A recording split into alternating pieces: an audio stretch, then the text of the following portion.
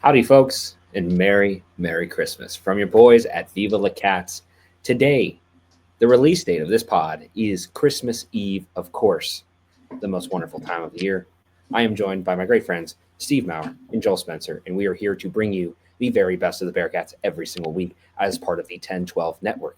Head on over to X, Twitter, whatever you want to call it, and follow the 1012 network for all of the best up to date information from everything Big 12. And as well, shout out to our sponsors, Charlie Hustle, who have a couple great promos going on for Christmas. And as always, use our promo code 101215 for 15% off of all items from Charlie Hustle. Gentlemen, Merry Christmas.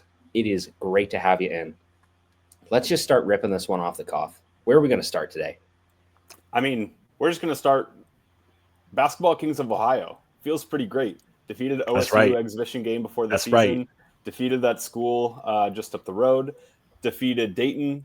And if you want to include Kings of the Tri-State area, you can throw NKU in there as well. But basketball's looking up, and it feels pretty good. Did you include that school in Columbus too, to that, Joel? Yeah. Okay, good. I said that, Steve, if you were listening. I'm sorry. Well, because, Joel, I wanted to mention that, you talked about during football season how, we just had not beaten any of our rivals recently. And look at us now. We got the Miami win. We got the Xavier win. We got the Dayton win. We got the NKU win. We got the Ohio State win. All we don't have is the Louisville and West Virginia. And that would have been like, we haven't played Louisville this year, but West Virginia, it would have been a perfect sweep of all the rivals. So, we got UCF. We got UCF. Except for Pitt, but we don't have to talk about that game. Yeah. You might hear about that one later. So, but yeah, I was in the lovely city of Cincinnati last week, and I was able to watch simultaneously the Indiana and Notre Dame game, which Justin dubbed the Satellite Cincy Bowl, as well as the Bearcats and Dayton game. And you know what? You see, they are kind of on a cold shooting streak right now. Whatever reason, we are not able to hit threes. We have a good 3-point percentage, but it's kind of being held up by our early season performances. But it did not matter because in this game, and then this will be our only mention of the Grambling State game, but they held both teams to single digits within the first 10 minutes of the ball game. I think you're going to win a lot of games if you're going to play defense that way, even if you don't shoot it that well. Now, I think it might just be a slump. Hopefully, fingers crossed, maybe we can get some guys rolling again. But, I think it was funny to see us be hating on defensive ball after Mick left. And then after the debacle of the Brandon era, we're like, let's play some more defense. We want defense back. So, well, for sure. I mean, go ahead, Justin. I was going to say, it's just funny to see, too, like you said, how that identity has shifted so much over the year. It's even this season, we started off shooting a ton and just really scoring a lot in those first few games. And then once it came down to some of the nitty gritty games, it's like, okay, well, I'd almost rather hold, a Xavier or a Dayton sub 60, sub 70 if we can. And I don't know if, this is something that we haven't mentioned on the show yet, but holding every single opponent under 70 so far this season, that's through 11 games in non-conference, 10-1 so far. I think you got to feel really good about that. Like your defense is holding up against, the lower levels of competition, the higher levels of competition. You look at some of the best teams in the country, even some of these really good teams that have played some, lower conference teams, some weaker SOS, they're still letting them score. Like they might be scoring 100 points, but they're letting some of these other teams get up into the 70s. And the Bearcats have not done that once all season long. So that's the thing I'm really excited about. And I think as long as you continue to do that, along with what Steve said, just really slow the pace down and control the game. It's kind of the classic Houston dynamic that we always saw and has killed us for years. Just don't let them breathe, smother them every single possession. And I mean, you look at the most points scored against us this year, it is that quad one loss at Villanova where we were without Skillings. We played super sloppy, and, it's really good that we got the monkey off our back of that loss so that we knew what adversity looked like. We knew what this team needed to do to win those hard-fought games, and it showed up in the game against Norwood State and the game against Dayton, two very important, very high-level competition games, especially Dayton. I mean, I just want to shout out the Dayton fans and the UC fans. Last year, it was maybe 70-80% Dayton fans. This year it was probably closer to 55, maybe 60% Dayton. But it just a great environment overall. And just what a huge game for both programs. I wish it was a rivalry game year round. I'm glad that we're kind of having this back and forth now. I wish it was a true home and home rather than in the dog shit arena that is Heritage Bank. But it's something that once again just reinvigorates those discussions of think about the basketball that is within 2 hours of us. You've got Dayton, Norwood, kind of. They've never made a Final Four. So I'll include teams that have only ever made Final Fours. But you've got Cincinnati, you've got UK, Louisville, you can count OSU, you can count Indiana, Purdue even. There's just so much talent in this little bubble that the exact center of is Cincinnati. Yeah. And a lot of talk about that, that like mid-season, event. I don't think you could play a full tournament, but the Indiana power schools used to do that Crossroads Classic. I just learned that they don't play that anymore. I liked watching that event every year, but I would love for an Ohio Classic or something like that. I think the sticking point has been either Ohio State hasn't wanted to play in it, or that both that blue school and us don't like that we would have to travel up to Columbus, because I don't think realistically you could hold that event at Heritage. It's just not a good arena. And I don't know if you guys saw the lines for the bathroom and for the concessions at with 3 minutes left in the halftime intermission before the second half started. It was still packed. So it's just, but until you get a new building, I don't think you can play it there. But enough logistics aside, let's just play this event, man. We need this event. And if these teams don't like us just coming in and beating them all the time, let's just set up the event, man. Let's do it. What if we throw an aircraft carrier on the banks of the Ohio River and just plop a basketball court out there? That worked great. Either that, or we just really feed into the joke, Justin, about us, Cincinnati being in Kentucky, and just go play it at NKU. Just really feed into the joke. True neutral site. Yes, exactly. We've talked about this sort of idea for so long, and I really think it does need to exist in some capacity. I think the best way that it would work is just throw a rotating schedule. Give it to Columbus one year. You can start it there if you have to. Give it to Columbus the first year. Put it in, maybe put it in Fifth Third the next year, or put it in Dayton's new arena. Put it there and just rotate every 3 or 4 years. Maybe even do Cintas and just do a rotation so it's fair. Everybody gets a home field or home court advantage. If you want to do just Ohio State, Xavier, Cincinnati, and Dayton, if you want to just do those 4, you can rotate those 4 arenas. Everybody gets a home court every 4 years. Well, and you can also protect the crosstown shootout by having it be like a 4-team tournament.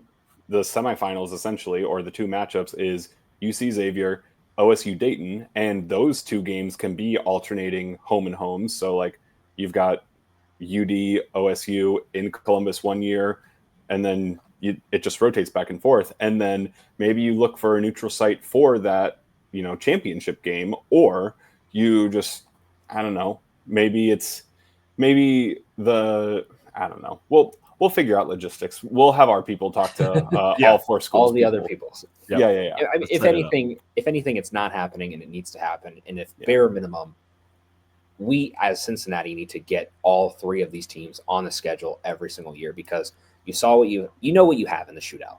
I think you can build that with Ohio State. I think you can build that with Dayton. Clearly with Dayton, as much as, that was a great game, there's some animosity there too. I think those fans, our fan bases don't like each other. We're not necessarily, always going to be playing each other every single year, but every time they do play, there's something there. So I think there's a lot to be said for that. And if you can schedule those games year in, year out, you can build on that, and continually, year by year, Ohio State, Xavier, and Dayton are good teams. They're good teams that are good for your non-conference schedule by the end of the season, and it shows every year. This is one thing I wanted to talk about real quick without running outside of Xavier and Dayton and Grambling, because we just talked a lot about basketball. The one cool point that I wanted to pull from that Dayton game, Bearcats built their largest lead up to 18. Of course, it was a 6-point game or 7-point game at the end.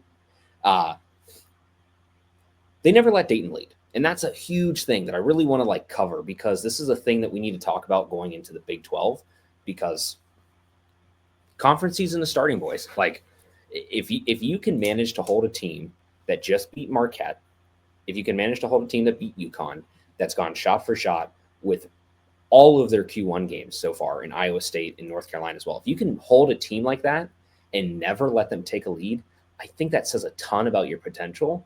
And I think that says a ton about where your team can head going forward into these next few games. Of course, at the beginning of the year, you start off with pretty much the gauntlet you did last year. So I'm curious, now that we've got everything with non-con settled, do you think that it continues, or do you think that the Bearcats might see some struggles early?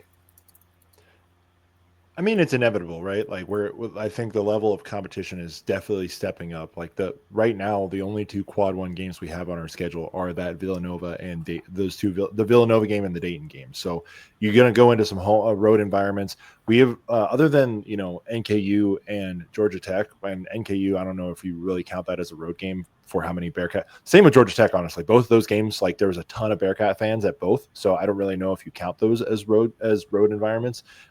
Villanova was the one like really first true road environment where we kind of like got punked a little bit. So it's not impossible for me to think that, we're going to walk into a couple places and have a tough time. But I was looking at the schedule the other day with our emeritus host, Donnie Smokes. Shout out to Donnie.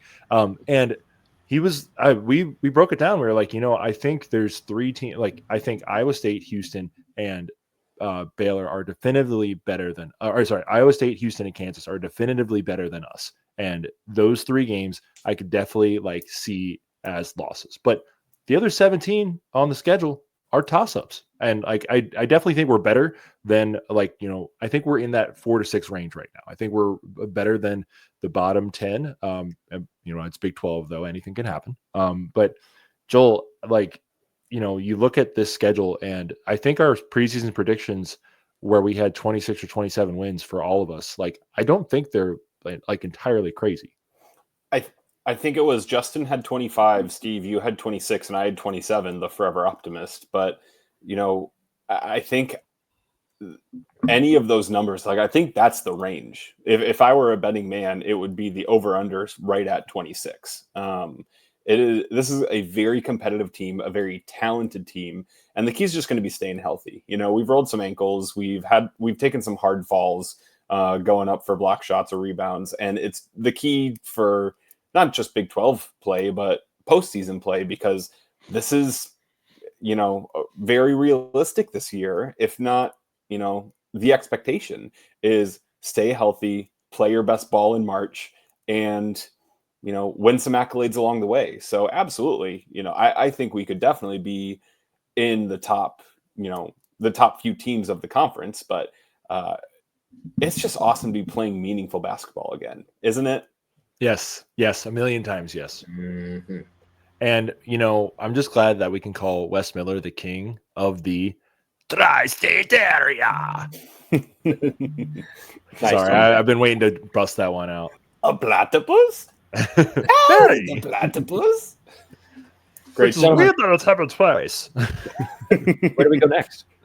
Well, we can welcome a brand new coach to Cincinnati while we're talking about coaches. I'm going to absolutely butcher this name. You got it, Joel. Come on, buddy. I'm assuming it's Daniela Tomic.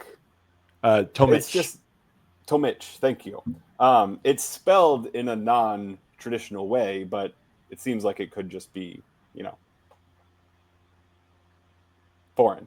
Yeah. Well, so good. I only know Tomic because I actually had a buddy in college whose last name is Tomich, and I texted him this morning, and he was like, "Yeah, that's what my last name would look like if my grandparents didn't have their names spelled wrong when they were in school in their first couple of years here in America." So I got a history lesson on that. So, but she was formerly the coach at Bowling Green. Mm-hmm. I did not actually see the news that Molly Alvey had been let go. I did like her as a coach, but it was a tough first couple of years. I don't really know if it was all on her. It did seem like they had a couple good players in the program. other than football, I will give Cunningham credit. He has kind of known when to pull the trigger and when to bring in somebody new and bring in a new voice. So I'm optimistic as well. Bearcats did lose one of their star freshmen to UCF. What's I with forget. this happen? Well, I mean, she's from right outside of the campus, so it was a nice coup for us to get her anyway originally. So It's fair. Who's to say you can't transfer back? Come on back. Yeah. Why not? The transfer portal isn't closed until January 9th or something. But I'm interested. Like, we had some people in our group chats today talking about how this could be a good thing for the program, and if you get in with the right clubs within the area, and then are able to recruit nationally as well.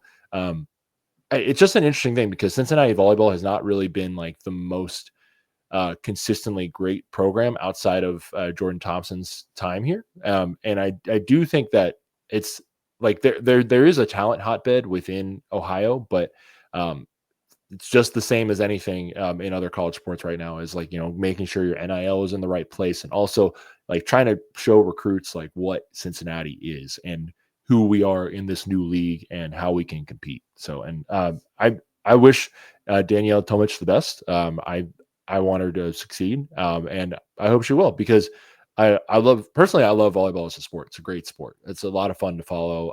I don't know if you guys followed any of the NCAA championships that were this past weekend. I only caught a couple clips, but just like such electric atmospheres in those games.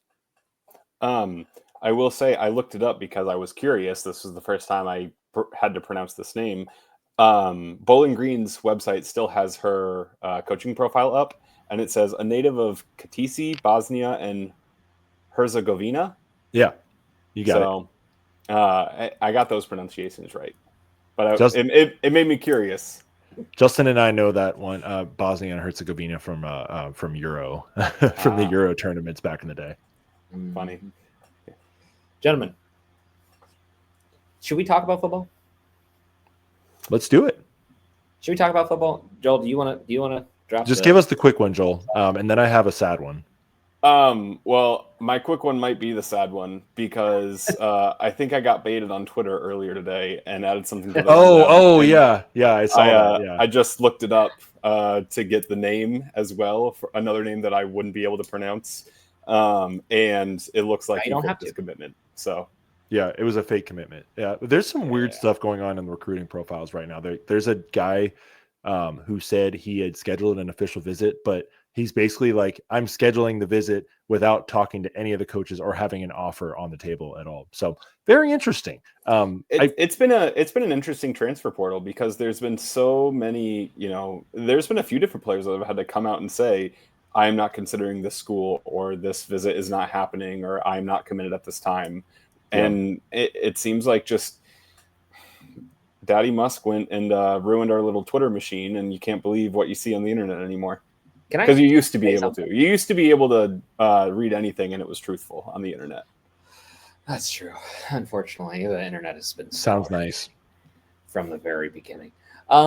Here's the thing, like, this is the type of thing, and I'm going to sound like old man yells at cloud, and I'm going to sound like a big old boomer on this right now. But when are the regulations going to happen, man? Like, when is this shit finally going to happen where we keep some of these people accountable? Because it's not even necessarily I understand you're trying to build up your profile, you're trying to build some hype, you're trying to build some animosity from some other teams. But it's the amount of teams that you have where like somebody gets all the way through like the full 9 yards, and then it's the last closing minutes and somebody flips after all of this discussion has been had. I get people can go anywhere, and if you're a high school recruit and you've got 5 hats on the table, you can pick whatever you want. You can pick one up and put it down and fake it and pull the other one. I don't give a shit. But when it comes to like the transfer portal, when it comes to people that are like holding out on teams for a super long time and then flipping, you're screwing over these teams. And the age that we're in, it needs some kind of contracts. It needs some kind of accountability. It needs something that really just helps regulate the system so athletes are kept in check and teams are kept in check. Of course, it's been the opposite for so long. Teams have not really had to be policed in the way that we would hope sometimes these athletes might need to be. but there has to be some kind of system, because I'm honestly just sick of it, because I don't think anybody really at this point in time wants to deal with recruiting. I don't think anybody wants to hear news about it. Like when I hear news about a recruit, I don't care anymore. Like I'm sorry, I just don't care anymore, because there are so many people that flip, that change their minds, that go to a different school. I'm like, what is the value of putting any effort towards this recruit that's going to change? Like I'm sorry, like I'm going to sound angry about it, but it's just annoying. Like it's just tiresome. And I think part of the frustrations also come from the timing of the transfer portal. I think the season needs to be a blackout period, like maybe 3 weeks prior to the season, and then after the last bowl game is played. That is when the transfer portal opens, because you have players that are sitting out of college football playoff games because they're entering the transfer portal, or you have people who 4 weeks into the season declare that they're going into the transfer portal because they're upset with their playing time, coaching scheme, whatever you want to call it. And I think that just by tweaking that would solve a decent amount of issues as well. Granted, you still have to stop tampering. There's NIL as well right now, that is all up in the mix, because there's rumors floating around of how much we had to pay certain players to stay at UC, whether there's, truth to that or not. It was on the internet, so I have to assume it's truthful. But yeah, like it's just, the water's very muddy right now when it comes to transfers and NIL. And I know I said this over the weekend, but I'm so glad we had our playoff run when we did, before the transfer portal, before NIL, because that would have been really tricky roster building here at UC before Cincy Reigns ever came out. Well, look at it. I mean, imagine what would have happened after 2019. Dez pops off. You've got Mike popping off. Like, you got some guys who are really building towards something in this roster. You got Sauce popping off. You got Kobe. Like, you got all these guys that are really coming into their own on this team. If you had Ohio State or Georgia just coming in and saying, hey, here's $2 million, come play for us, it's like you're destroying teams. Look at this is an example just from this morning, because you flip on the TV, it's bowl season, baby, which we love. But like, I flip on the game this morning for UTSA Coastal. I say, okay, well, Coastal has 20 plus guys that have entered the transfer portal right now. So that's 20 plus guys that have been playing, that are Shut up, Matthew McDoom, baby. Come on over to Cincinnati. I understand it. Like, I get it. Go get your money. But like, the period needs to shift. It needs to be after the new year. It needs to be after these games. So there's no advantage whatsoever for these athletes transferring then versus now. There's nothing. Like, there is literally nothing at all that is advantageous for that.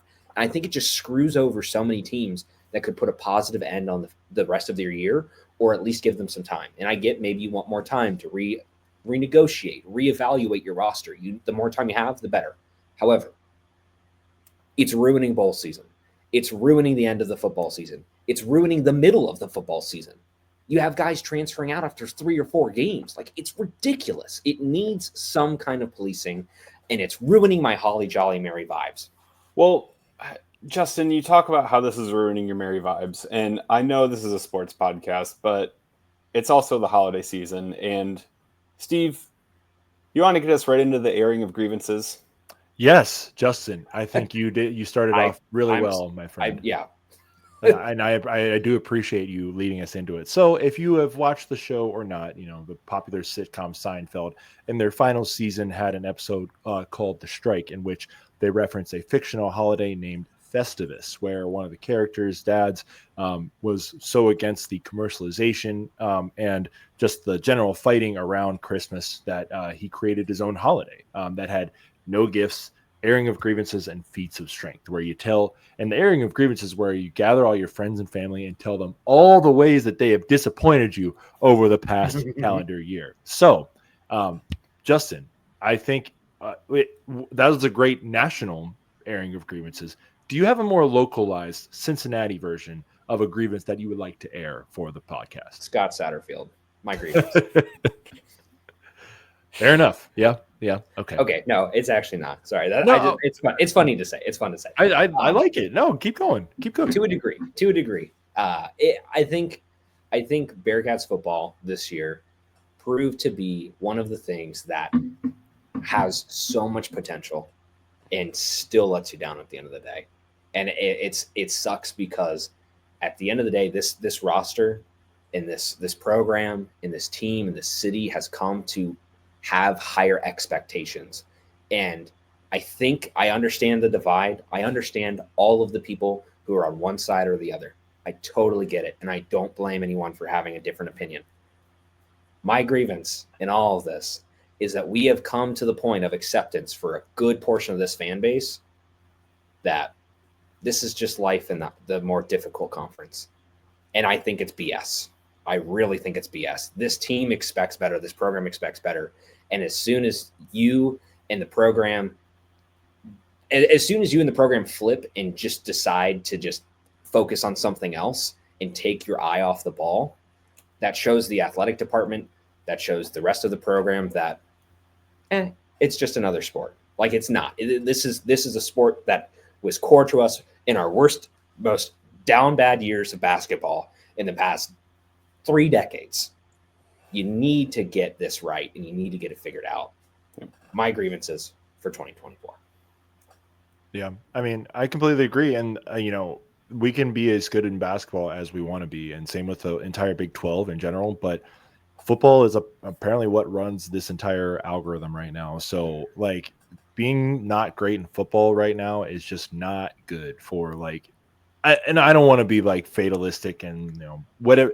It's just football is the thing that drives the ship here, and we need to be good at football. So I do agree, and also there's just no juice behind this current staff roster team, and I like the pieces, some of the pieces, like we saw Dante, Joe Royer, and Sorsby at the shootout. Like I like there are some definite pieces that I like, but the problem is that there's just no buzz, and I think even making a bowl game this year would have just been huge for that. So yes, I agree, Justin. Great grievance. Joel, please go ahead, air your grievance, air your just hate for anything Cincinnati related during the 2024 calendar year.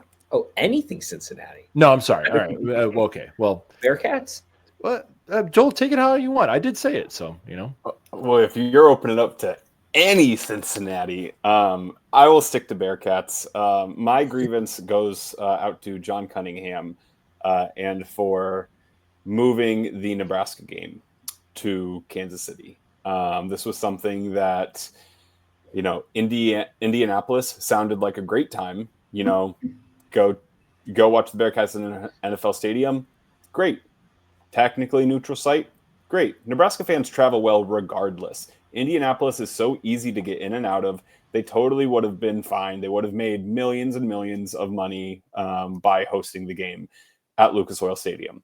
By moving it to Kansas City on a Thursday night, all you are doing is making it so that your fans will not be in attendance. You are taking that experience away from your alumni, the ones who, are diehard Bearcats fans who bleed red and black. And that it just doesn't feel right.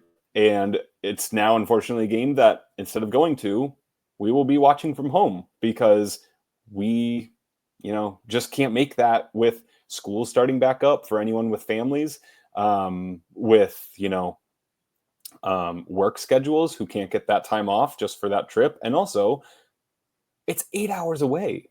I'll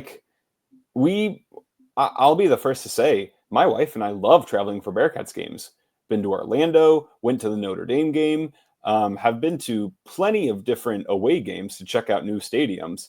Kansas City is not one that is really that intriguing for us. So it's and a lot of other Bearcats fans. So grievance towards John Cunningham. Why did you have to move that game?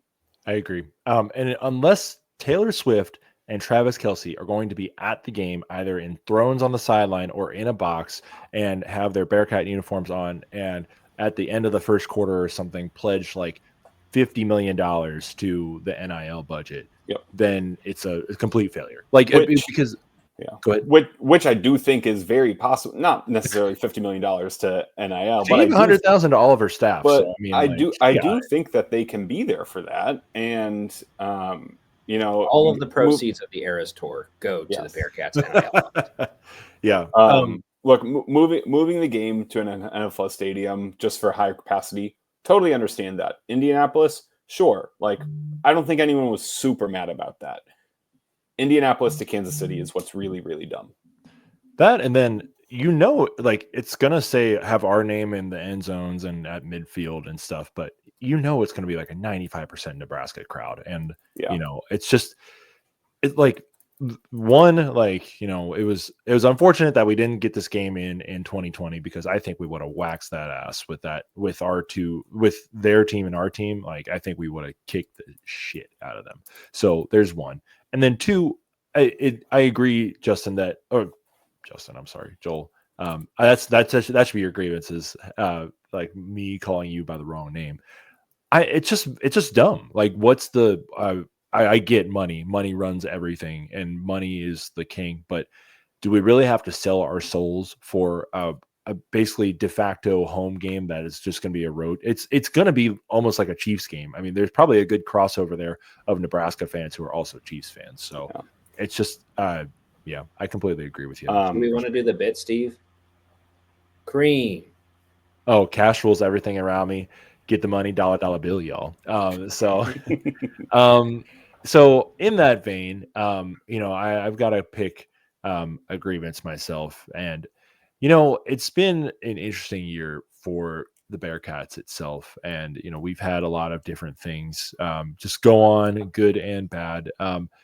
But I think what we were missing from this year was just an appearance in the NCAA tournament. Like, I really think we had that opportunity there. And I don't really want to give the grievance to Wes Miller, because obviously he's doing everything else right. He won the Xavier game, he won the Dayton game and stuff, but like, it really does seem like a missed opportunity. And I think he should not have this much pressure on himself this year, because he's clearly got the talent, and he's clearly going to be able to win a few games in the Big 12 with that talent. But I just, like, you kind of shot yourself in the foot last year. Your third year, you still didn't make the tournament.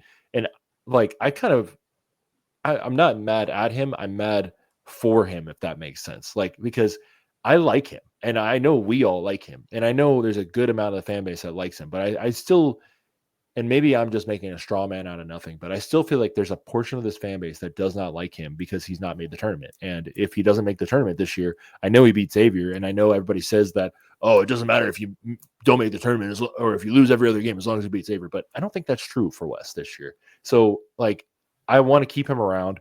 I think he's a good coach. I think he can lead us into the future. And I do think that was just kind of like a big whiff for us to not make the tournament this year. So I think it's more just against the basketball program as a whole for not reaching that goal. And I get it. First year in Big 12, we knew it was going to be tough. But Joel, we talked about it during football season. Expectations change, and they were good enough during last year to have made their way into the tournament, and they missed out. And I do think that, unfortunately, that was an indictment on Wes that they missed out on the tournament last year. And I think they are on a good trajectory to make it. I don't want to say they're a lock yet, because we still got 20 games of Big 12 without any bye weeks to play. So, well, according to Jeff Goodman, Dayton should be ranked, but Cincinnati should not be. That's my real Jeff grievance. Goodman, Jeff Goodman, the hell are you doing? Face the earth. Jeff Goodman, watch the games, brother. And also, I think you would look good in orange. I want to see how you look in orange. If you guys don't know that reference, our buddy Blue Demon Degenerate put out a wonderful documentary on the Ed Cooley situation at Providence last year, which it was beautiful. It was really beautiful. I mean, AI narrator notwithstanding, it was a beautiful documentary. It was really good. I enjoyed it. And Jeff Goodman famously wrote to him, how would you look in orange? So Jeff Goodman, I ask you, how do you think you would look in orange? Because I got a lot of Bengals shirts here I can send you. I will list 2 extra grievances, and then we can move on. You brought up AI. My grievances towards AI infiltrating the wonderful world of sports and just life as a whole. I kind of hoped we had lost that game too, Joel. Like the AI game against Alabama State, so dumb. And then in the game, you know what they did for AI? They literally played a video on the screen that was just an AI narration. That's it. Like, for AI is dumb. Every AI generated image that you make kills a tree somewhere, you're dumb for doing that. Also, just respect to real artists. But like AI in actual computative softwares, AI in the medical field, great. Like it is genuinely more times than not a positive thing. But for your dumb little pictures, this is also just for my boss at work who likes to do a lot of dumb little pictures. Absolutely awful. My second. Oh, go ahead. Oh, you're good. My second grievance is on behalf of our new volleyball coach for my mispronunciation and also just not being prepared at all. But that's the theme of today. We literally all texted and said, record at this time? Sure. Anyone doing prep work? Nope. I have one final grievance. Go ahead. I have one after you as well. The city of Cincinnati, not the city of money managers, for any single sport in any single avenue that you could possibly want to take it. Holy shit, Bengals, please, for the love of God, if you have wasted one of the most phenomenal years that a quarterback will ever have statistically in the history of NFL, if you are going to waste that year by not even getting them into the playoff, if Joe Burrow has to drag you by your taint straight through to the fucking playoffs and have the most miracle run of Miami and the Broncos and everything else go wrong just so that we can get in because your sorry-ass franchise could not figure it out and pay the right people and field a half-ass defense to make this team win a few games this year. If you can't do that, why are you here? Yeah. I am sick and tired of the Bengals being the Bungles. Every year, you gave us hope. You gave us a new shiny Joe Burrow, and you displayed him for the world to see, and you made a fucking mockery of this city by making this team horrible in a year where it was wide open. Absolute embarrassment to the city, and I'm sick and tired of the Bengals. That's my grievance. And Joe Burrow, thank you. Thank you for trying and giving a shit. Folks, vivalachristmas listeners. Sorry. No, Justin, that was great. We can go on about the misery that the city of Cincinnati deals with day in and day out, year in and year out. But we try and keep it just to the Bearcats. But Justin just gave you a sneak peek to all of our Cincinnati grievances. Steve, you could go on and on about the Reds. Yeah. But I just have one last quick one, real quick. UC licensing department. That's my other grievance. Just generic. Oh my God. Release the Black Cat uniforms. Sell all the just sell everything. Like we will buy it. Please. Just sell more things. We will buy it. Yep. Okay. Another fun topic that we wanted to do was kind of like a Santa, Grinch, and Krampus for the year. But for the sake of time, I'm going to switch things up. Boys, there's only one true MVP of Christmas, and there's only one thing that we need to talk about, and that's Rudolph the Red-Nosed Reindeer. Rudolph saved things at the end when things were looking bleak, and instead of who's your Santa, who's your Grinch, who's your Krampus, I want to know who's your Rudolph of Cincinnati sports this year. Is Christ not the savior of Christmas? And that's Viva La Cats, folks. Thank you all for tuning in. Okay, I'm leaving. My Rudolph this year, Joel, real quick. If I'm keeping it to Bearcat sports, Dan Skillings, that's my man right there. Like even though like he was, I just said they weren't able to get into the tournament. He's just like done everything for us. You know what? Actually, no. Let me change it. I'm sorry. Simas Lukosius. That's our guy. Look at just the San Francisco game when everything was going wrong. Look who stepped in right at the end and then did the big balls celebration. Simas. That's our guy. Still pinned on our Twitter account, by the way. Yeah. Hold his nuts. Joel, that's great. Hold his chestnuts on the open fire. Yep. Chestnuts they're roasted. My Rudolph of the year comes down to three guys. They're all Bearcats football players. Their names are Sorsby, Royer, and Corleone, who have all decided to come back next year and give us hope. Give us hope for success, for something to cheer for. And in the spirit of Christmas, that's what Rudolph did. When things were the darkest, he lifted us up. And those three players coming out during the crosstown shootout, they said, yeah, basketball is good. Football can be good too. And they're going to make it next year. That's right. My Rudolph. Does it have to be a player? No. Wes Miller. Wes Miller's Rudolph this year. Why? Yeah, I mean, the recruiting. It's been figured out. We're recruiting a top 15 class nationally. Bearcats basketball is back in a way that we did not even think was possible for so long. We lost hope. We literally lost hope. We didn't even think that it was possible for this program to get back as much as it is right now. And then, of course, when all things seemed bleak with football, what is the one shining savior right at the end of the year? It's putting the dagger, slicing the throat of Xavier, just in the most beautiful way possible, and finally putting this program back on track to prove that there's still hope, that this team can be what we all thought and know and hope that it can be. Wes Miller, the shining light in the dark. That's perfect. The Dark Knight. That's our clip from this episode. I like that. That's really good. Good job, Justin. All right. Well, we are getting ready to wrap things up, but boys, Justin, you and I talked a little bit about 8 Crazy Nights last week. Oh, such a great movie. And the fever dream that I woke up to, having never seen it before, right in the musical number. Oh, Steve didn't listen to the podcast last week. I'm sorry. Yeah, my bad. It was crazy. Yeah, Justin and I went back and rewatched the movie clip on YouTube afterwards, and my God, Adam Sandler, what a talented man! But when you wake up after falling asleep early in the evening at might have only been like 11 o'clock at night, but just waking up on the couch to Adam Sandler and Adam Sandler and Adam Sandler harmonizing about technical fouls. That's a technical foul. Exactly. Yeah. It's I had no idea what year it was, but it's almost like waking up in the middle of the night in a hot sweat, feeling sick as hell, and just hearing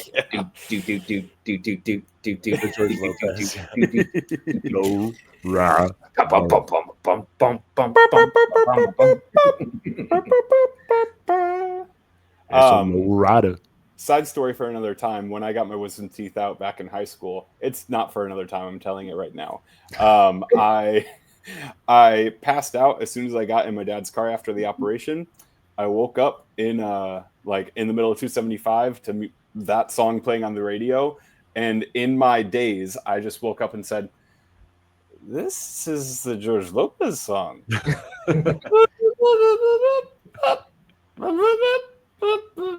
And then I fell back asleep. I love it. That's my wisdom tooth story. That's beautiful. But in the theme of 8 Crazy Nights, there will be 9 answers to this. So we'll do one better. I want to know what everyone's favorite holiday movie is, what their favorite holiday song is, and we all have a little sweet treat. So what's your favorite holiday sweet treat? I like this. If you don't mind, I will start. So my favorite Christmas movie is National Lampoon's Christmas Vacation.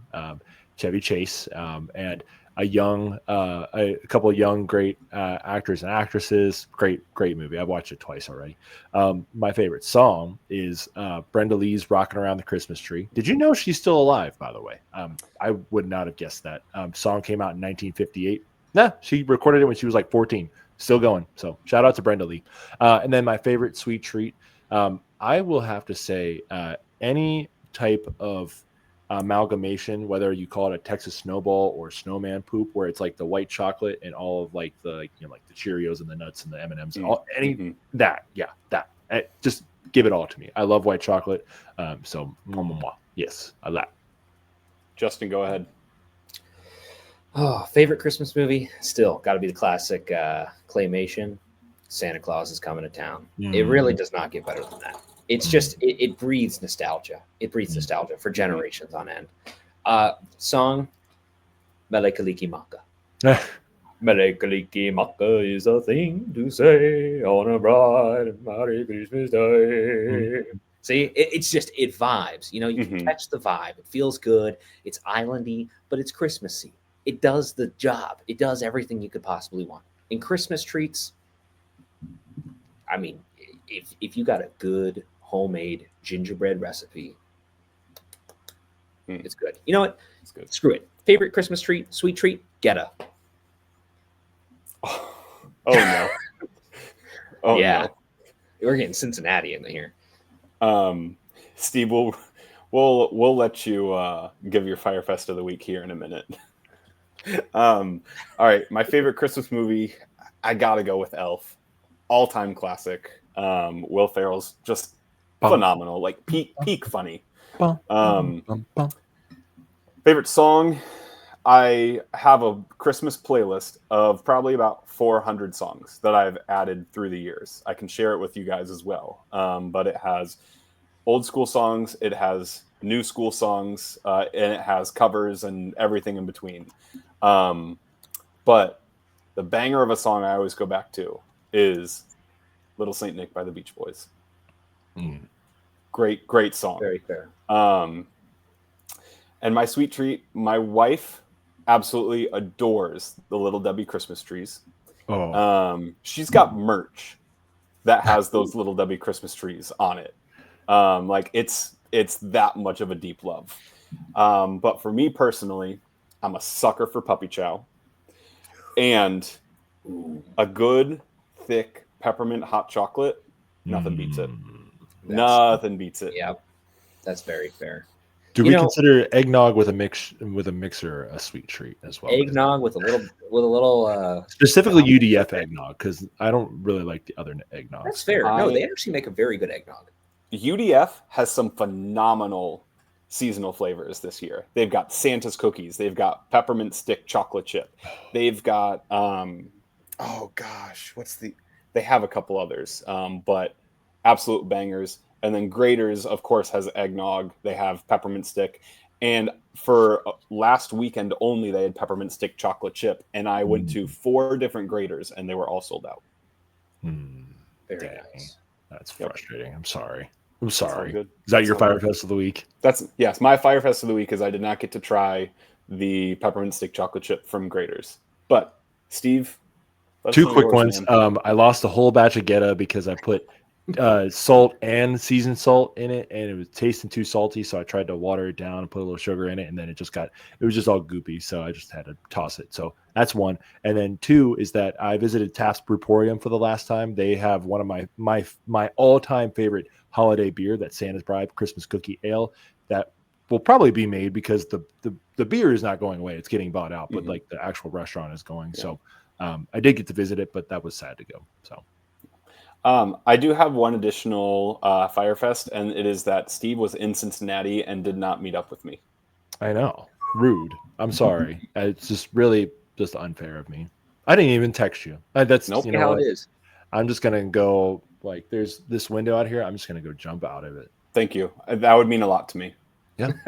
Don't worry, everybody. There's a roof right under it, so I'm not really going to hurt myself. But as we said before the show, finally, a Christmas present that I can enjoy.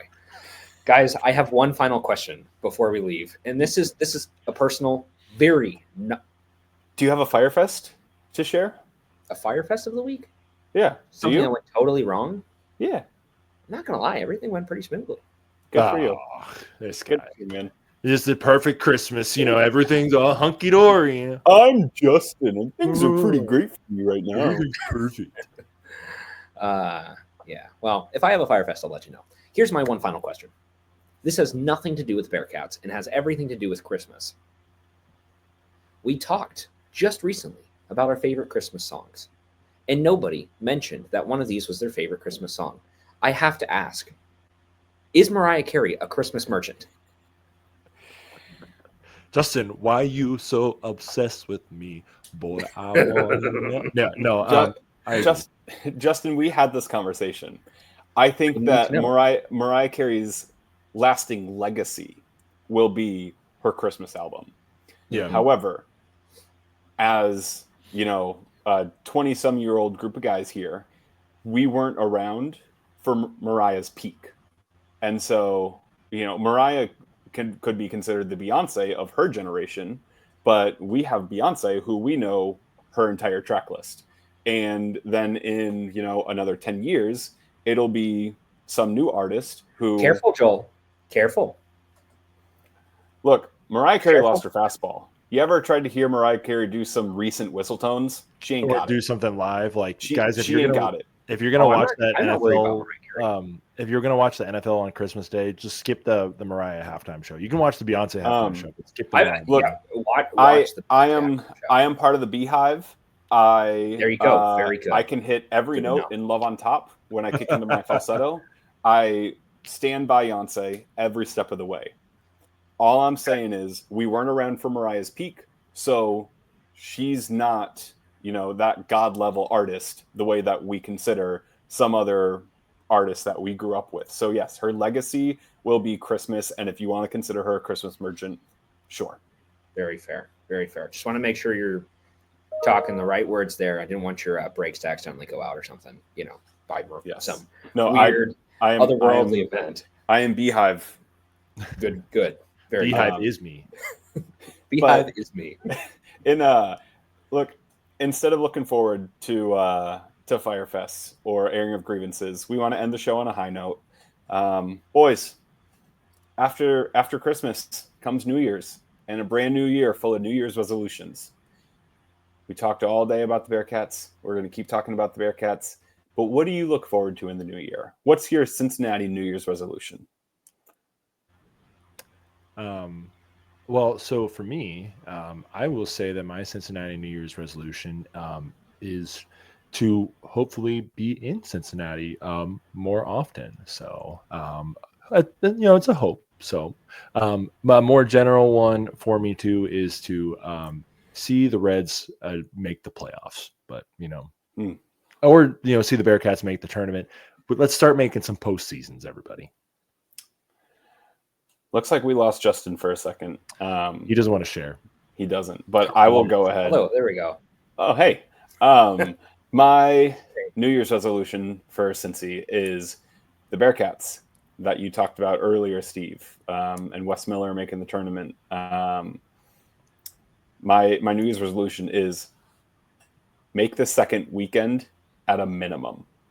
Minimum. I like that. Because similar to Joe Burrow in his first trip to the playoffs, making it all the way to the Super Bowl, I have a feeling that Wes Miller in his first tournament with the Bearcats has a really strong chance to go pretty far. I like that. More long and strong, we're going to get the friction on, baby. Justin, if there is anything that I could possibly do for a New Year's resolution, it would be exactly what Joel said. Get to the tournament and just keep on riding that train.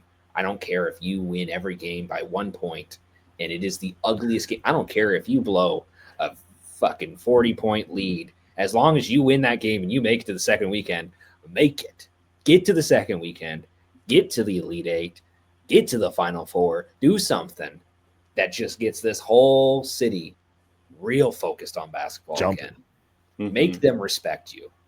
Make the entire country respect you, but make the city of Cincinnati respect you, Wes Miller and the Cincinnati Bearcats. They already do, but don't give any air of doubt. Just extra respect never hurts. I think I also have a personal New Year's resolution, and that is to do more research and be better at pronouncing. That wasn't even English. Be better at pronouncing pronunciation. Names.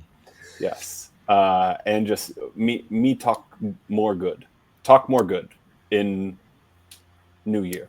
So Joel's going to go do his own research, and he's going to be hosting an entirely different podcast by this time next year. Yeah, pretty much. It's going to be all about speech pathology and how good of a public speaker I am. Are you going to say you have the documents right here and hold up some documents? No, but I'm going to carry a flash drive and say, I wish I could show you guys what's on here. I like that. That's going to be my bit. Is just say, if I released what's on this flash drive, and you'll never know. I'll keep you guessing the whole time. You might just have to kill him. And you might just have to kill us. All of us. All three of us. Because we ain't going anywhere. We are here every single week. As much as we could possibly give you. We're giving you that Bearcats good shit. That was probably the worst way I have ever tried to do an outro out of this show. But guess what? It's Christmas. Priorities are elsewhere, but we still have time for y'all, and hopefully y'all still have time for us. And if we have one this week, Merry Christmas. Merry Christmas. If we have 100,000, Merry Christmas to you all, and to all a very good night. Thank you very much for joining us this week. We are again part of the 1012 Network, and as always, check out our sponsors, Charlie Hustle, bringing the heat. They got some great Christmas merch out on their website right now, so go check it out. And of course, check out the Big 12 collections, which are always outstanding. Hopefully, in the new year, as an extra New Year's resolution, we get some more Bearcats gear. I'm looking for it. I know y'all are looking for it. We'll give you some fresh stuff, hopefully in the new year. So with all that said, thank you for joining us. Have a very Merry Christmas. Have a safe Christmas. Enjoy time with your family. And perhaps on this wonderful Christmas Eve and also Festivus, air your grievances. Just let them out, guys. Just let them out. It's okay. It's that time of year. It's that time of year. And then have a very Merry Christmas. Thank you for joining us. Take care. Be safe. Viva. Christmas. Yes.